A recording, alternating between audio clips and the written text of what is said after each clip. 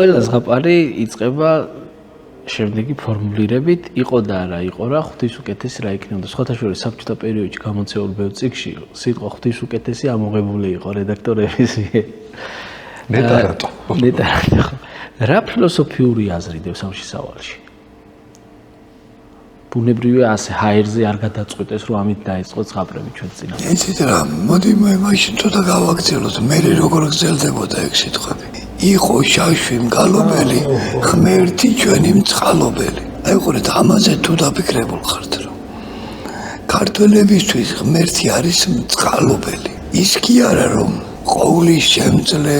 დროის მიღმა არსებული აი უკვდავი ყველაფრის ცოდნი არა წყალობელი არის მთავარი ეს ძალიან მნიშვნელოვანი რაღაცა მგონია მე იმიტომ რომ ჩვეულებრივად რელიგიებში სხერფლი არის რისკენაც მოუწოდებენ მორწმუნეს აი სხერფლი უნდა გაიღო ქართულში ღმერთი მწყალობელია ხო და რა შეეხება იმას რომ იყო და არა იყო რა ეს ახლა ჩვეულებრივი იგავისგან მარტება შეიძლება ითქვას რა არ იყო იმ გაგებით რომ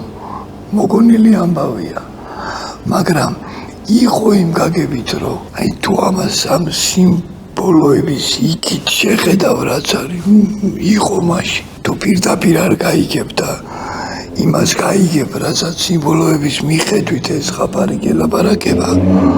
მაშინ ნამდვილად იყო და არის კიდეც